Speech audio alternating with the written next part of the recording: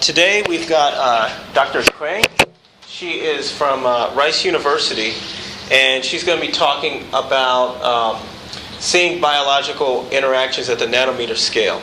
And also I passed the sign-in sheet around, so if anybody could just sign in, just having a record that you're here. So, thank you. Just want to double check, it's supposed to be 1 hour, right? Yes. Right. Okay. Well, first I would like to thank David for inviting me here to talk about our research and also a little bit the introduction of the field. So I'll talk about one of a few hot topics. It's nano and bio. So seeing bio is through nano. And sure, I'll focus on things we do in our research group, and also we'll talk a little bit of background, like what that field is about. And the first topic will be about DNA melting. We have two ways to probe it. One is through the nanoparticles. The other is through single molecule manipulation.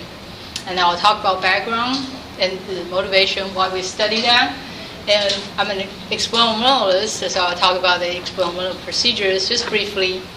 And I'll talk about what we saw, what we studied, what we saw in these systems, mainly the disorder on the melting temperature, and some effect from the defects, and some observation of the mechanical melting of DNA.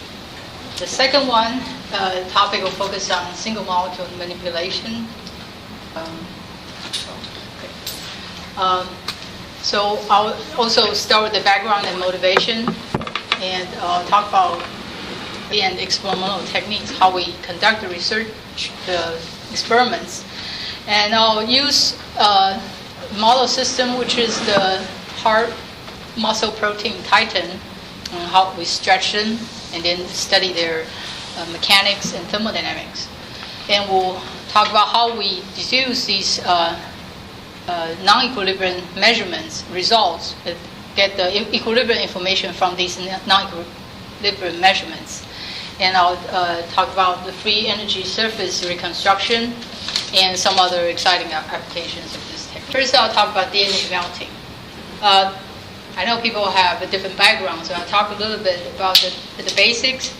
So DNA is composed of a double helix. So the two helix bind together. Every single DNA is composed of a random sequence of 4 bases, and they pair up with a different bases and form double helix. And the process of these helix falling apart is called melting. It's a little bit different from normal melting. This melting is defined in a biological molecule, especially in DNA, means the 2 strand falls apart. And so people use these DNA for different things, because since they bind a very specific way, and if you know one strand, so okay, if there are 2, so there are 4 bases of DNA, A, C, T, G, right? A binds with T, C binds with G. So if you have 2 strands, you get 1 strand out. You look at the sequence, then you know what the other one is, because you know they have to pair certain ways. So that's a very convenient features. You can use them for detection, and you can use them for computing. So one application is to use the DNA as for detection, like the DNA sensors. So like the so-called gene chips type of detection. And we study the gold nanoparticles. It's similar to gene chips, except that instead of a flat surface, I'll talk a little bit more about this in the future later. Instead of flat surface, we now have a nanoparticle. It's a slightly curved surface, but the object itself is a nanometer size. And a few years ago, the anthrax is a hot topic, and people were saying, oh, you can use this to detect anthrax. Basically, if you know the DNA of the anthrax and you have a way to do it, and then you can amplify it and see if that's the anthrax DNA. So that got people pretty excited, but now I think it has come down a little bit. But the important thing is it can detect certain kind of gene profiles, and it is considered alternative technology. So this nanoparticle, alternative technology to gene chips. Gene chips are widely used in the medical field. And for us, we try to understand some physics so we can understand the surface-bound DNA interactions. So the DNA floating in the solution has some interactions, some thermodynamics. And when they're bound to the surface, the interaction is a little bit different. So this is an example of a gene chips, a microarray. So these are many different wells. Each well has some DNA sequence on it. It's a surface. So if one has a cell, has something you want to know, the composition of the DNA. So for example, it's a cell, and then people use some kind of digest, chew up the cell walls and spray it, of course, with some kind of cleaning, and spray it onto this gene chips. So the gene chip, like I said, DNA has a specific binding properties. So the gene chip has one strand of DNA. So if you have something binds to it, so the things that bind to it is amplified and then tagged with a fluorescent dye. So whatever the sample people are studying has a fluorescent dye at the end. So if you spray onto it, washing it, if it's so-called hybridized, that means it binds to the DNA, then that well will shine. We will have a signature. So if we read with the laser, you can see that. So that means, so if you read that, there's the bright spot, and then we will know, because these are made synthetic, we know what kind of DNA sequence will have that spot. Then we know what kind of DNA exists in the cell. So of course the cell DNA is large, and then they're chopped into fragments, and then this is some kind of redundancy test. So there are a lot of them, and this is widely used in the medical field. DNA sensors, gene discovery, disease diagnosis, and drug discovery. What is the size of this physically? These are on the order, so each well is on the order of micron size. So depending on how many these are, they're pretty small, So millimeters. Right. So it's called gene chips or DNA chips, or DNA microarrays. What are the other colors?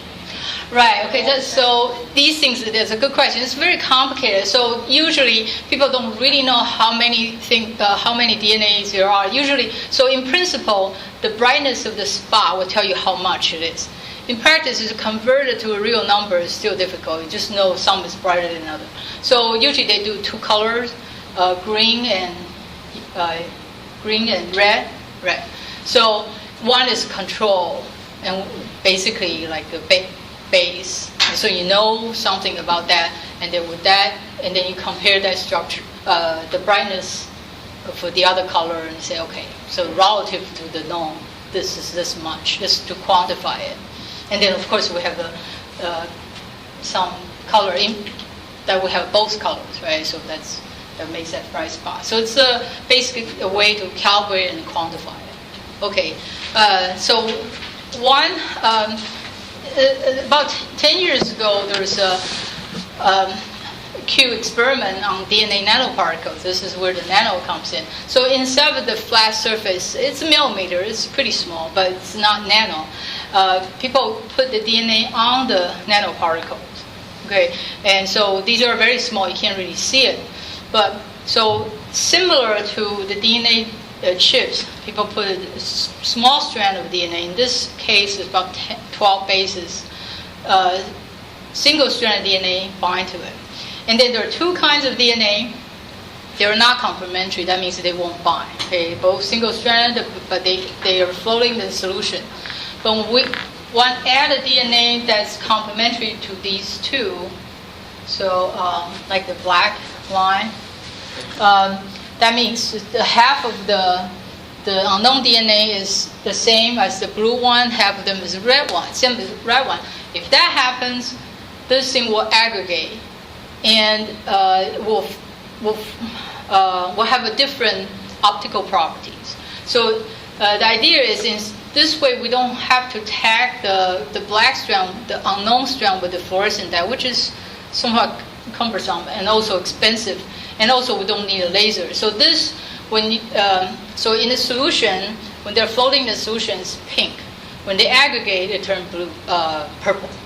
So basically, you can detect it from your naked eye what kind of DNA exists. So at some point, some people throw in some ideas of like if soldiers in the battlefield, where are they going to find a laser, right? But they want to see it. They say, but they can see this if some kind of the same thing that they do different well, and then with different particles. So we want to study the melting aggregation behavior because that's the basis of the detection. So if we know more, we can improve the resolution and sensitivity. So this basic experiment we did is first we need to synthesize the DNA with thiol. DNA thiol is the functional group that will allow the DNA bind to the gold. Fortunately, you can just buy this. Okay, so it's somewhat expensive, but you go to the company and then you fill out the form and say, I want a thiol modification. They can do that for you. And then the next one, we have to do it ourselves at some point. So it's a DNA gold conjugation. So once we get that, and we have to go through some process to basically chop off the end and make it reactive, and then the DNA will bind to the gold. Like in the previous picture, it's actually covalently bonded, so it's actually sticking out like that. So it has the DNA, like the handles that can aggregate. And then we have to remove the excess DNA, washing, these are details, and then we study with optical spectroscopy. And the interesting about this system is it has a very unique phase diagram, similar to like a gelation. It's not normal crystallization. Except recently there are 2 papers on crystalline DNA. If you use specific sequence and lengths, you may be able to make them crystalline structure DNA aggregates. But normally they are amorphous.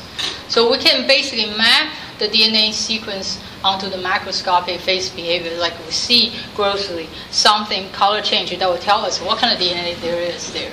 And then we can study the optical properties and aggregation. This is more of physics. So the net effects, we study the kinetics. So first we have the DNA. They're floating in the solution, and at 0 minute there's a spectrum. We just scan with optical absorption. But then after we add the linker, so-called linker DNA or target DNA, if that's something you want to detect, you put it there, and the things will start aggregating, and the spectrum will change. Okay, so we can monitor that as a function of the time.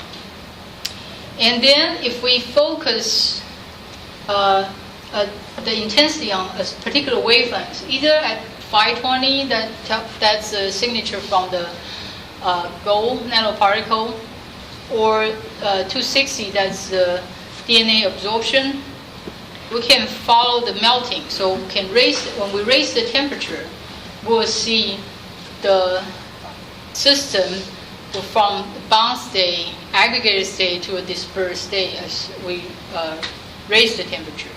And then we can see the DNA behavior is similar to the gold nanoparticles.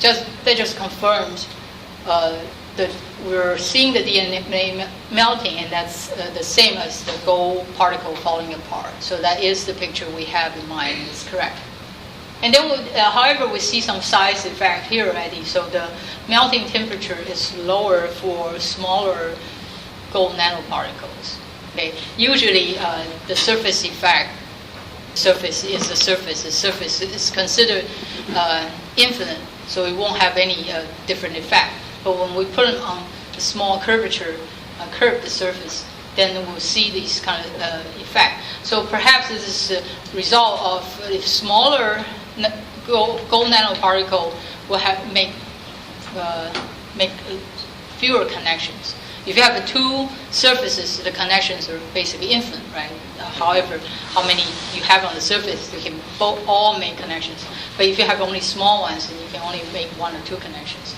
When you start increasing the size, you can make more connections, and the temperature will rise. And then this corresponds reasonably well with later on people do theoretical calculations.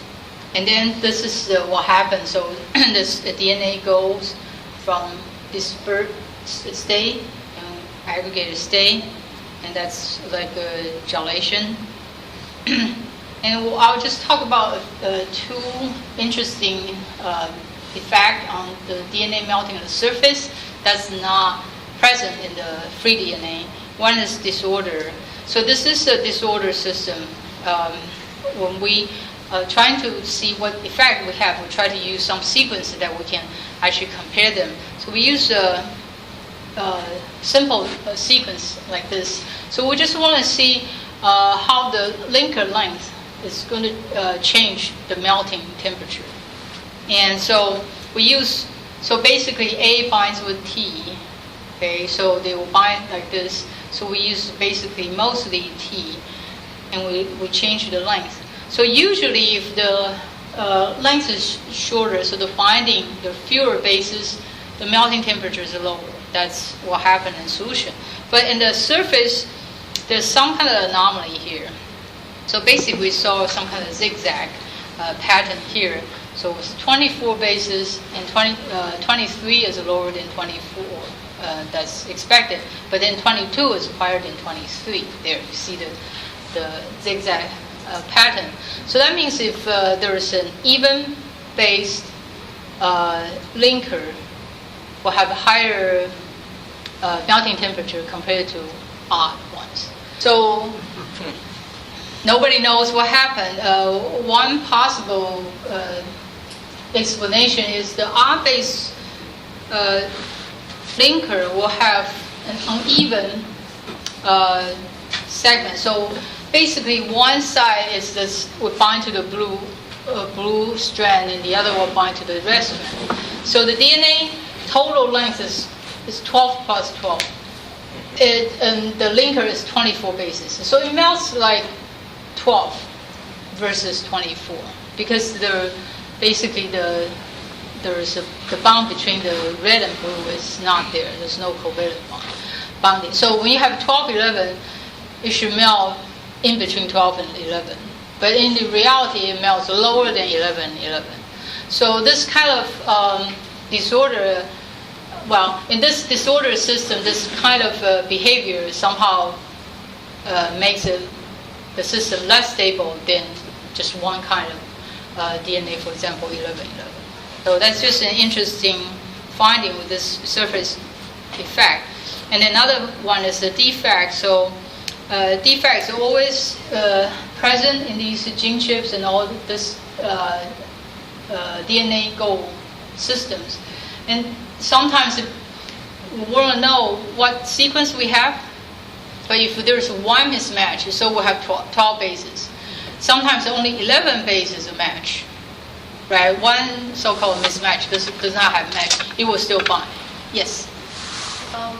The sequences we use, like for the the sequences, the ssDNA, they are like red and blue are two different sequences which we use? In this particular case, I used very similar. Well, it's almost the same, although DNA does have directions. Right, so it's a 3 to 5, 3 primes to 5 prime. So if you think that way, they're not exactly the same. It's more of a mirror image. So this depicts like two strands of the DNA double helix? Yes, yes. So those two are not covalently bounded, right? Yeah. So they melt like more like a 2-12 thing. So even though the other strand that's 24 is a complete strand, because the other side, basically one side is broken, it looks more like a 12. One more thing, like in DNA microarray, we use the cDNA for finding out, like on the chip. Each square will have the copies of the cDNA, right? Which we'll use. Like in this case, we have the main DNA or the CD. In this is just a synthetic. This is just some artificial sequence. It's not right. It's not specific to anything. We could use the regular normal DNA. I think the next one it is some kind of normal DNA, but I don't really know exactly the DNA is coming from. It just, for us, we're not really probing any real cell thing. We're just trying to study the physics. So for us, any DNA, any sequence is about the same. In this particular one, we want to study the length effect. So why we want to use the same one? Because next one you'll see if you have random sequence, a lot of different things will happen. So when you change one thing, if you change the length, something else also change. You can't really attribute the effect to the length. So, okay, so mismatch and deletion. So what happens if there is one base that doesn't match or there's a base missing? Sometimes they will still bind. So that will basically give you a false signal because you will see a DNA there. It doesn't bind as much as it should be, but you will not know. Maybe if the abundance is high, you would just think it is somehow low abundance. You will not know that's actually a wrong sequence. So one would like to see what kind of effect it will have, perhaps from melting temperature, some kind of analysis. So we want to know the physics of that. So we study, say, for example, this is some kind of real sequence, and I don't really know exactly where it's coming from. But it's some kind of random sequence. So there's if we have an AA mismatch, so A should bind with T, right? So if A, the other one is also A, that's a mismatch, they will not bind. That particular base will not have a base pair. However, because the rest 11 binds to it, it will still bind. It will give you melting temperature. Not necessarily low. Usually you expect, and at least in the free DNA, you expect it to be lower. But when DNA is bound to the surface, the temperature is not necessarily lowered. Okay, and then also sometimes we have two mismatches. Even two may bind sometimes, or the mismatch in the different locations, and deletion, like there was a base missing, or even more than one deletions, or a CT mismatch, and then near the surface in the middle. So we see the melting temperature has some kind of the effect is not exactly the same as free DNA. So in free DNA, if you have any mismatch or deletion, the melting temperature will just go down. But when the DNA is bound to the surface, you can see the red points. Sometimes the melting temperature is higher. When you have a mismatch, the melting temperature is higher. So this is a little bit funny, interesting effect. Actually, people have seen that sometimes in gene chips. One possibility is the surface, especially have a deletion or mismatch in the surface. And usually, especially in the case of this gold particle, we actually saturate the surface, so the surface is quite crowded. And then there's a repulsion there because DNA is negative charge. So if we just there's a stereo effect, and it's just too crowded for the bases to get into that. And if you eliminate that one, it's actually a good thing because you reduce the repulsive energy. Then you basically compensate for the loss of binding. So if that effect is stronger, that will actually make the melting temperature go higher. Or sometimes they're not bound. When they're not bound to each other, they can actually bind to the surface. So-called nonspecific binding, it just sequence somehow binds to the surface. That actually has energy too, as a good binding energy. So if that is stronger than the binding to the other pair, then you gain something. So that actually makes the melting temperature higher. So one needs to be careful when interpret the data. And then some people, in the case of the DNA microarray, can actually use this to increase the sensitivity. When you have a higher melting temperature, that means it binds more easily. So if you know what type of DNA you're looking at, you're not looking at the specific bases. You know just that the chunk of sequence, and then you know specific base mismatch will actually increase the melting temperature. So you can deliberately using the one that with mismatch that to increase the sensitivity. Yes. How often or how common are these out of the entire sequence? We didn't do the whole thing. It's not too uncommon. For example, you can see we did these studies. It happens quite a bit. But very often it happens on the surface. So basically, that base on the surface will most likely to have an effect. Anywhere away from the surface, it happens, but I think not to the extent people worry so much about it. And another thing is the gene chips, the quantification is not really good. So this is a little bit more worrying about the exact quantity, and then people are not worrying about that too much yet. So I think one thing people are concerned is a mismatch. If people are specifically detecting the single nucleotide polymorphism, like one particular nucleotide is different, then they may want to design something to see. If you have completely random sequences, independently random sequences, is there any non-specific binding at all? In other words, I know there are certain nucleotides which match, but in complete random sequences, when put together, hybridized, do they join together? Random sequence would not bind to the DNA. What I'm talking about, like 11 or at least 10 will match and then will bind. And usually in our case, if we have more than 2 mismatch, we almost don't see them at all. Right, so they need at least, out of 12, they need to have at least 10. So the defect, so the conclusion is that it can increase the melting temperature. And then, so we have another way of probing the DNA melting. This is using single molecule, which I would talk about, would introduce it now. So using mechanical stretching of the DNA. So instead of thermal melting, we just raise the temperature. Now we're actually stretching it. We're talking about the real nano things now. So the machine, the AFM, we were going to talk about, is really physically getting a single molecule and stretch them. So in this particular case, you can see the force required to stretch one DNA, it's on the order of piconewtons, and it has this phase transition that go from B form of DNA, which is the regular form of DNA, and in the mechanical melting, actually, the DNA goes through an S form DNA, it's a little bit of a stretched form, and then it falls apart to a single strand of DNA. So I'll just summarize a little bit of a DNA melting. So we look at the nanoparticle assembly.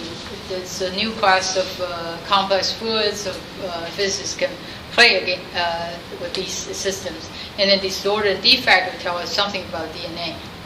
And then now we get to this single molecule manipulation now. This is my current focus. Research, this is quite an exciting field, pretty much just started in the last decade. And so single molecule application manipulation, people can use different ways. Older ways, people use electrical field or fluid flow.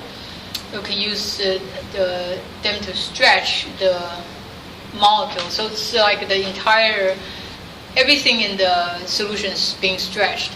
And the newer way of doing that is to manipulate one at a time. So you can do different things. So you can stretch them precisely, and people can even go and kind of twist and all kind of interesting things.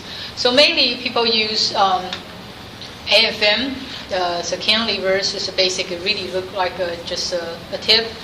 And you have the molecule on the surface, and the other one end is on the tip, and you stretch them. And the different type of technique are good for different systems. And the most popular is AFM and photon field, so-called optical tweezers. I'll go into a little bit more details. So why do people want to do a single molecule experiment? Except that, besides that, it's just harder and sounds cool. And so one can actually, I think the main, people have been doing single molecule since the 60s. But at that time, the single molecule was mainly talking about like fluorescence. So you look at one molecule at a time. However, you're still looking at it as a passive observer. So instead of looking at a zillion molecule at a time, billions of molecules at a time. You look at one at a time and you do some counting. But in the last 10 years, people developed these manipulations. So instead of just looking at one at a time, we'll actually go to stretch one at a time. That makes a big difference. So when look at the things as you can actually manipulate them, make the molecules do things you want them to do. So the idea is to look at things at a small scale. And this also has some complications because the thermodynamics at small scale work a little bit differently from the macroscopic thermodynamics. So people will need a little bit different theory, and one need to be careful with the interpretation because at the small scale, the fluctuations becomes important. So the energy coming from just the thermal energy is significant.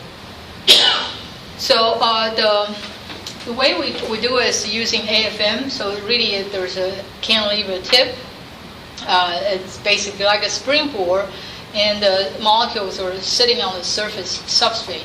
And the springboard, it's like a fishing rod. It goes down and grab a molecule and pull it up. Okay. The way we're trying it, there are different ways of trying it. The first way of trying it is really fishing. So the program just programmed to have this tip that goes down, up and down until it gets the molecule.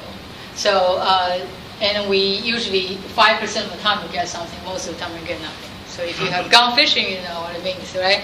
But however, when we get one, that's very, very good and it's very exciting. Then we analyze it, and then we only show the ones we have molecule, right? We never show there's nothing there, okay? Right, and then you show the most beautiful spectrum. The things is with the thermodynamics, if we want to average it, then that's a little bit more difficult. We'll talk about it a little bit. So if you just want to show, okay, this is a good picture, a curve, that's much easier, right? With the fishing, we know at some point you get a big fish. But if you want to average all the fish you have, then it's not going to be as pretty as if you just show the prettiest one. So if you want to do thermal averaging, that means every one of the spectrum needs to be beautiful. So anyway, so let's move on. So what one measure is the force as a function of end-to-end distances. So we move the stage, we know how much the stage moves, so we know the distance between the tip and the stage. And then at that, in the meantime, we monitor the force. The force is determined by how much the cantilever bent, and it was detected by the laser. Okay, so it's like a hook springs. The more it bends, the more force it is. And what's the size of that? The tip on the order of a micron, so that like a springboard, the bore is about a few microns, and a few microns, and then tip is according to something like that. And then the very tip that touched the surface on the order of like 50 nanometers, and that is not infinitely sharp. But we actually intentionally try to use a little bit a dull tip because we want to grab things, right? Versus the people who want to probe imaging, they want to use sharper tips. So this is like a cartoon of how it works. So it goes down, the tip goes down. Actually, the substrate, the substrate moves. So the substrate move away from the tip and then stretch the molecule. And the molecule, if it's the protein, it has the different domains, and the domain may unfold and eventually detach from the tip. Another very popular method is the optical tweezers. So this is using the optical laser photon field to trap a bead, and then there's another bead there, so the molecule is attached to these two beads. So move one bead with the pipette, micropipette, away from the other bead to stretch it, and then it will have a force, and then it will move that bead away from the center of the field, and that will tell us how much force the molecule experiences. So it's similar. And then one example I want to talk about is the titan. Titan is a protein in the heart, most muscles, both in heart and skeletal muscles. And it's this red thing. So it was basically more of a passive structural protein. It's not a fourth generation protein like the actin and myosin. So myosin is the molecular motor that walks on actin filaments. So the green and this is what blue, purple, blue. So and it moves. Those two will move relative each other. Will make the muscle contract or relax. Right. That's where the muscle contraction starts between the Z line and M line. And titin is the red thing that shows the whole structure there. And so it's like a spring. So one would like to look at the titin, and this is one. So titin is composed of 300 domains. Proteins are counted as domains. So each domain, in this particular case, has about 89 amino acids. And we look at one particular domain. This one's I-27 domain. And then this is the structure. And this is a molecular dynamics simulation that just tells people approximately maybe this is how it unfolds. No one really knows exactly how they unfold. But if one look at these domains, if you have many domains using AFM stretching, you see each domain unfold. With each peak represent each domain unfolding. So each peak is the event of this. So basically, you stretch from this type A to B, you hit some resistance from A to B. But once you break the hydrogen bond, it will relax to the C and D structure very easily without any resistance. That's when the force drops. So you have a peak and the force drop, and you stretch the next domain so that it has this sawtooth pattern, so-called. So this is the things that makes interpretation possible. So the non-equilibrium work theorem was derived in 1997 by Jasinski.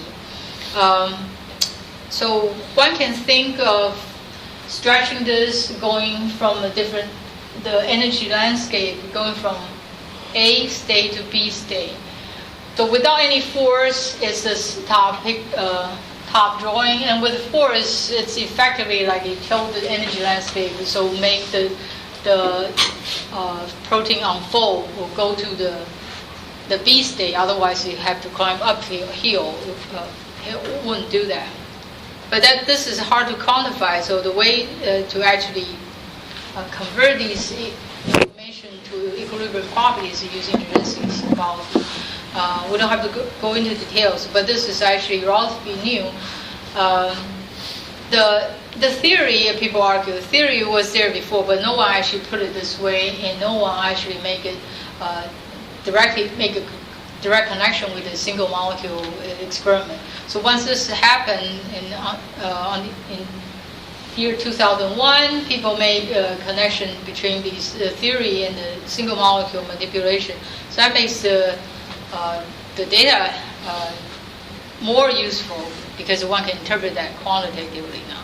So I'll skip the details so we have we'll spend more time on the application where we can do this for. But this is just a test and say it's okay.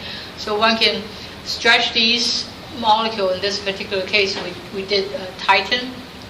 I-27 is the molecule I described before. And then we can, this is domains linked together, and one can see these clear one by one unfolding. So the idea is, usually with the other method, you can see the beginning and end state. You see the folded state, and you see the unfolded state. You know how fast it goes from one to another, but nothing in between. Okay, so in protein folding,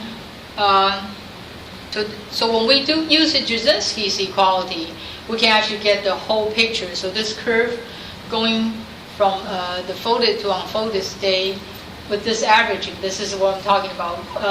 It comes with a lot of pain. So before, if we just want to use a few, let me see. But anyway, if we want to just get, usually in the past, people just get information with the peak, these force peak, the peak high. Okay, so most of the information in between, like how it goes uphill and actually when it drops, we don't really get much information. How exactly it climbed uphill, that information is not used. If one uses it, the society a lot of information. However, like I said, we need to use the average. That means the data needs to be very good, because all the way there, if we want to use that, how it climbs up, it needs to be basically very good. But anyway, without going into the details, we can see. So with this free energy reconstruction, one can get the whole picture of how this thing goes up before basically before it falls apart.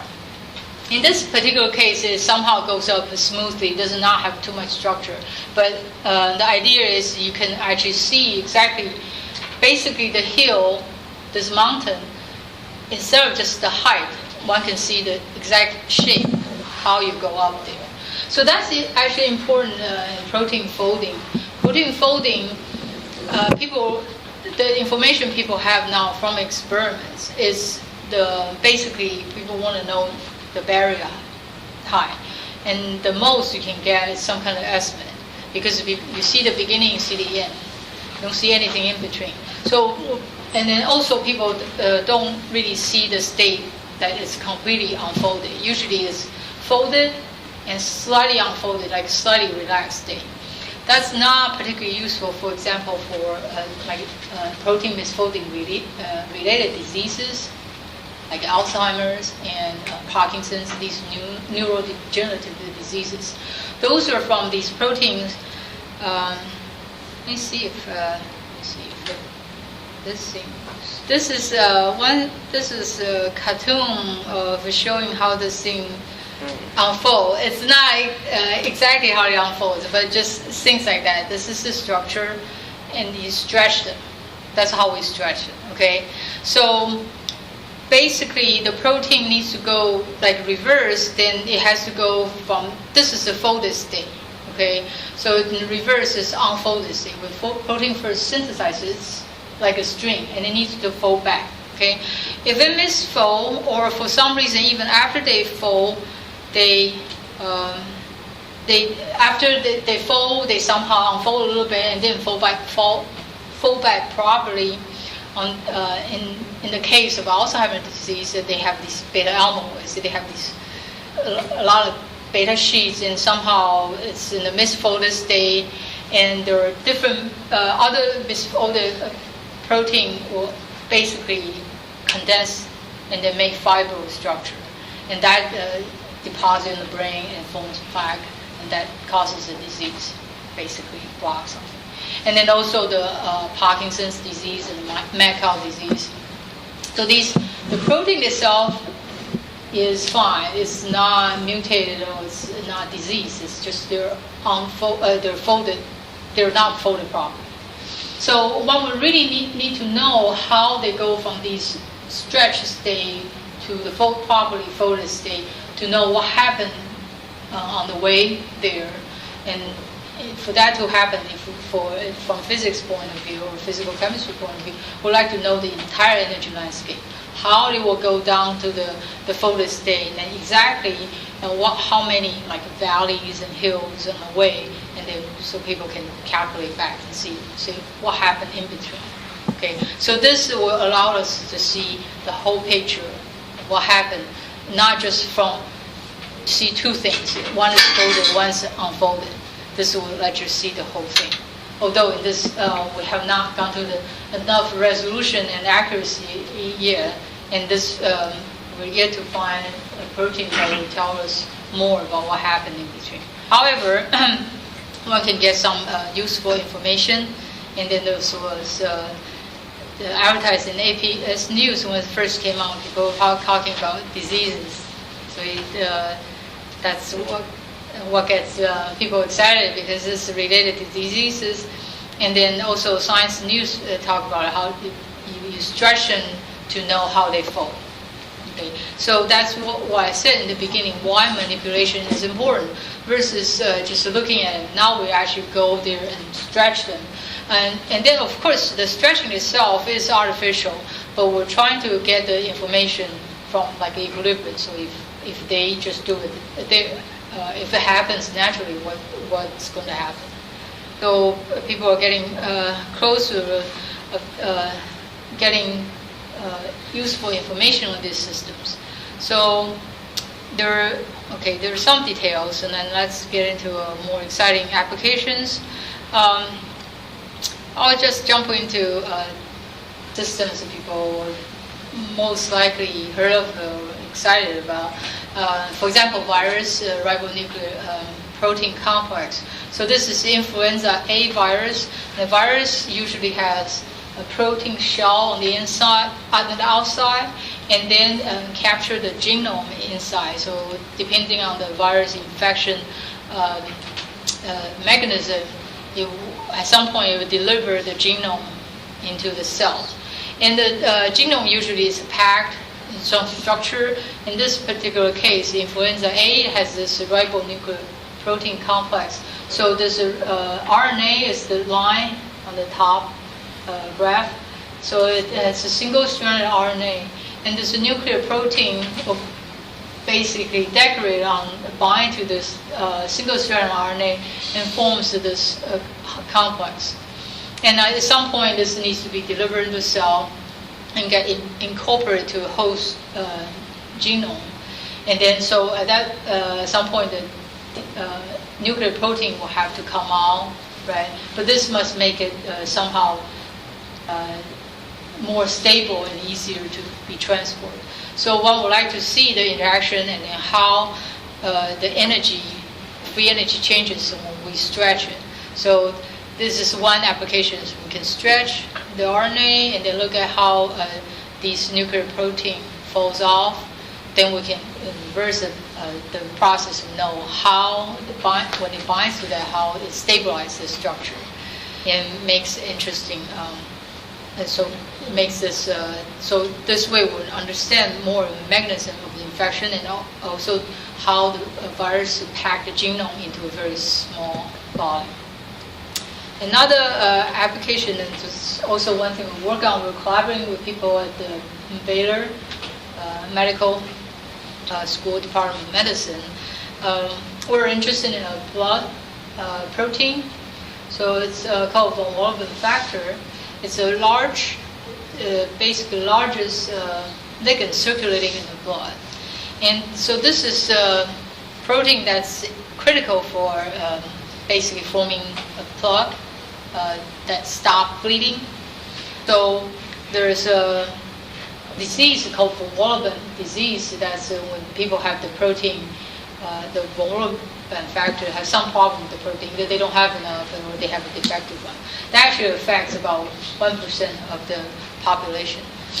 So what this protein does is it serves as a carrier for factor 8, and it basically mediates platelet adhesion and aggregation. So this is a giant long proteins. When it's circulating the blood, it's not active. It doesn't bind to platelets. When it's activated, it will bind some platelets, and then when there's some platelets binding there, the more platelets coming will basically aggregate on top of those platelets, so that form a plug when you have an injury. And of course, if it's hyperactive, then you have a problem. Then people may develop thrombosis, and consequently maybe like stroke and the different diseases that are related to a blood clot. And so this protein undergoes conformational change when it's activated. It can be activated by shear, so that's what the injury site. So you have basically a flow, and then basically there's a turbulence there that's high shear, and it gets activated and forms plaque. That's why the bleeding will stop. And also, some people have the disease caused by the ultra-large form of von Willebrand factor. The ultra-large forms are hyperactive, so they bind everything. So they bind the platelet all the time. So the people have that may have a problem with thrombosis. So the people who have actually basically a disease called TTP, that's from they lack some enzyme to cut them into a smaller form that's circulating in the plasma. So normal people, like I believe all of us here, have the normal von Willebrand factor. So usually when it's synthesized, it's all ultra-large form. When it comes out in the circulation, it needs to be cut. If one doesn't have that enzyme, they have a problem. Actually, it's pretty serious. So anyway, one would like to see how this mechanical activation occurs, how this mechanical property affects this chemical property. So mechanical, that's what these force manipulations, that's probing these things. So we can see the regular von Willebrand factor has some kind of characteristic peaks. So when we stretch them, some domain unfold. This is a large complex. So not all of these domains are well characterized. So we know something unfold. Right now we don't know exactly which one yet. But anyway, it gives out a signature. And then it's similar things, the analogous things for ultra-large von Willebrand factor will have a higher mechanical resistance. And the shear form will behave similar to the ultra-large. So that's very interesting because it's very difficult to characterize these things. These things from patients, from this, and then some active, some are not. There's not a very good way to characterize them. This actually will tell us some indication. So the active form somehow has a higher mechanical resistance versus the inactive form. So this is a very good way of detecting or characterizing the molecule, see which state they are. So this is just a picture how to see how these things go. So this is the endothelium cell. This long thing is the von Willebrand factor. It needs to be cut at the E and the point, and the activation is the A2 basically binds. When it's activated, sometimes on the surface, and then it binds the receptor on the platelets. So see this one, actually a few platelets are bind to this long string, and then once a few of them are bound, then the subsequent platelets can bind and form part. So one would like to have them in the right amount of activity, not overactive and not inactive. So the conclusion, we study DNA melting. We can use the DNA gold particles as a probe, and we can also use single molecules to stretch them to see a different phase of DNA. And the single molecule manipulation can be used to reconstruct a free energy surface of many interactions, starting with the protein folding and move on to protein nucleic acid interactions, and also the protein cell interactions, like in the case of von Willebrand factor, genome packaging, and then also even on the whole virus assembly. Last, I want to thank the people who actually did the experiments, the students and postdocs in my group, and the funding to support the research. Yeah, so thank you for your attention.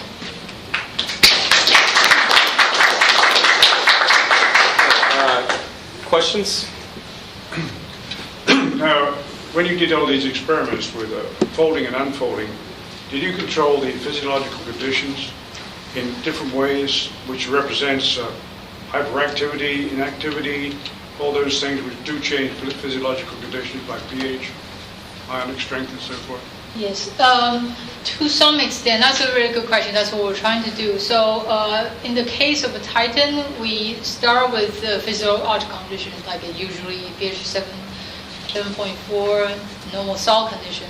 And we try to change the pH, then the force will change, and then we also change the ion concentrations and denaturing temperature. So things will change quantitatively. And I didn't talk about the details. We have done some studies with temperature. We see some linear dependence that. So in the case of the Titan itself is not associated with the protein misfolding diseases. So it's just some quantity we can see. It does have some effect, and it's linear. It's as expected. It's consistent. And in case of von Willebrand factor, that's a little bit more interesting because so in our case, actually, for example, the shear, that's a mechanical stress that will change the condition. So that's one important aspect. So we actually study that. And also we study some with the reducing agent. That's one thing people have hypothesis. Maybe there's a reductase that has to work with the von Willebrand factor to have it function properly. So we add that to study. We don't have a conclusion yet, but we collaborate with a hematologist, and he's been trying. He always suspects there's a reductase there for the last 20 years. He's trying to prove, in addition to a cleavage enzyme, which I mentioned before, it needs to cleave. Needs to be there to cleave the von Willebrand factor. There's also a reductase also needs to be there to have the functioning, because some people, most of people have that disease, the TTP, they lack this enzyme, but some people have that enzyme, still develop that disease. That's a smaller portion, but that means there's something else also needs to be there.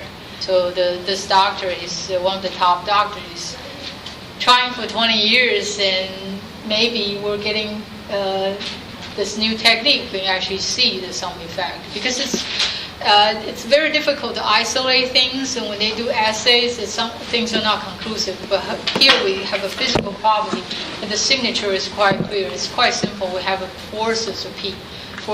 There's a number. It's difficult right now to say exactly what a number means, but that actually tells us something about the molecule. It will tell us something about the environment. That's very good. How much longer does your project go on, and what do you have plans for? Just keep going. Forever, yeah. For several years at least, I think, until something more exciting, some new technique being developed, and we're trying to develop a new technique. So eventually, I think we will couple that with the imaging. So in addition to seeing that, we will see things binding. If we can actually see the things bind, so things tag with fluorescence, we see that will be very exciting. It's very difficult because the stretching itself, it looks long, but it's only less than a micron, so you need to get things that close. Right now, there's no easy way to do that. We'll have to figure out. Right, so that may... So there's a lot of tools and stuff to develop too. Right, that definitely. And things are being developed every day. And this is a relatively new field. So I say started around 97. So people are just starting to do this. So we'll... How is funding? Do you see some new funding coming? But actually the funding, the NIH and NSF are quite excited about this. NSF is particularly excited about the new physics, new techniques.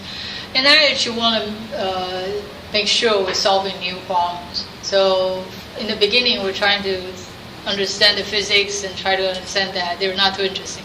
But once we understand it and we have the techniques developed and say, okay, we can solve this problem for you, so for example, von Willebrand factor, then they're listening. So, okay, you're going to tell me how to adopt on both. Yes, I'll give you money for that, but they're not too interested in physics. So different funding agent will fund different things. So we can use, we'll solve real problems. In the meantime, we'll develop some. DNA array you had at the beginning there. Do you see any connection there? You mentioned drug discovery. Any connection with personalized medicine? Well, I think that's what people were trying to do. I think very, very much that direction. So if they make that real cheap, so this DNA goes actually one advantage is cheaper. It's not so much more accurate or anything, although people like to. But I think the main thing is cheaper and easier, maybe faster, because you don't need to attack the fluorescence, you don't need the PCR. So the idea is everybody and they could know everybody's gene and then have a personalized pass. But it will be in some ways. I think it's still going to be reasonably expensive. My name is Alex Monchak. I'm taking the course as a continuing education student. And I was wondering, the Baker report out of Rice University came out about the space program. Wondering just from your perspective, does your department have any insight into the Baker Institute? And I had a question. We're also studying publications and the method used in publications. And I noticed that you had physical review letters and Journal of Physics, Chemistry B. When they do the methods, do people actually reproduce the methods that they see in the journals in your field? Or do they not really try to reproduce the actual experiments each person does? Are you talking about if I read a paper, do I try to do that, or are you talking about referee? You're not talking about referee. No, I'm not talking about referee, because the method is supposed to be so detailed that somebody can reproduce it. Right. Do they actually do that in the field? Do people try to reproduce? Yes. If I want to learn something, and I think something like I read a paper, I think that's a good idea. I want to do that. I actually read that and then follow that. That's actually how I learned to do the DNA Go, because the chemists came out with that idea, and then they have a recipe. So we actually follow the recipe. Sometimes they may not have enough details, and you can ask them, and sometimes we can figure it out ourselves. So that actually is how things are done. Thank you. I might have missed some part in the beginning. I came a little late. So when you talk about the unfolding of the protein molecules, protein chains, so do you understand that what kind of force is behind this? I'm actually trying to ask you that, do you understand that how much hydrophobic interaction will affect on that or contributing to that? Well, okay, we cannot distinguish where the force is coming from. So whatever the free energy, right, will get the force. So ideally is we do this and we have enough information so the simulation people can somehow fit their data with more data points, and they will understand. Okay, so you are just doing the experimental part. Right. Oh, okay, I was talking from the point of view of simulation. Right. So if you use the Hamiltonian and then use different terms. Right. Do the simulation and kind of make a guess. Right. So simulation, people can add different terms and make a guess and see if their guess will fit the result, and then so they can tweak the guess to make it fit. Then my question would be that the type of results which you are getting, is there any other group which is trying to understand the physics part of that through simulation? Because experiments definitely have a lot of limitation. These kind of experiments are not simple experiments. Right. So, it kind of go back and forth. Right. Sometimes simulation helps experiments, sometimes experiments give proof for simulation. Actually, do you have other groups, parallel groups which are working in the simulation part? so are you asking, are there a lot of groups? Yes, actually. There are always a lot of people doing simulations, and then particularly a lot of people actually simulating single molecule experiments. And they're actually putting the force in their simulation and see if they see the same thing. Yeah. Using the AFM method, how do you know which portion of the strand you're actually grabbing? I mean, wouldn't that change the amount of force and the amount of peaks in your sawtooth pattern? That's a good question. We don't know, and yes, it will affect that, but it's probably to a small extent. So at this point, our number, the force, is not really accurate to that extent that we need to worry about the small variations. But if one were to interpret something to that amount of details, yes. So would you expect the same number of sawtooth peaks? And so if you don't get that same number, you grab it at a different spot? That's true. And in this particular case, we only worry about like one peak. So if we have A, that's what we have. We could grab at the end. We may have A peaks. We grab in the middle, we only have 4. We assume these are identical. Well, the molecules, these domains are identical. So we assume 4 unfolding, each one of them is the same as 8. This is a reasonably good assumption to a certain extent, until you want to go to like 1 or 2% accuracy, maybe not. So we're talking about 5 to 10% is still okay. That's like next level. We'll probably have to worry about that in the next 5 to 10 years. I'm trying to form my idea in my head here while I'm talking, but I'm wondering if there's kind of an asymmetry between the unfolding process and the original folding process that created it, because in order to unfold it, you basically have to grab it. It has to be fixed at 2 different places in order to stretch it. Whereas when it first formed on a ribosome, it's just kind of formed at one end and the other end is free, and it just kind of folds up as it rolls off the ribosome. Right, actually, that's a pretty good question. That's actually similar to one thing we try to study. This I didn't have time to get into that. It's not exactly like this, but similar. So basically, here there are 2 things. The first, so even though we're grabbing them, we're trying to do it slowly. So that's what this Jasinski's equality is about. I didn't have time to get into. So in principle, what we deduce this is equilibrium property. So it has nothing to do with grabbing them. And it's nothing is grabbing them, this is what they will do. Okay. But another thing is here we use the end-to-end distance, like I always say, as a reaction coordinate, which may not be may not be true with what other methods are measuring. So that is it's a good question. We did some studies, so at least for the case of Titan, it may be reasonable. So we think, I would say 10%, not exactly, but it's an approximation. So by doing it slowly enough, you kind of... Right, basically slowly enough, so it's a good enough approximation, not exactly, that's true. Okay, any other questions? Well, let's thank our speaker.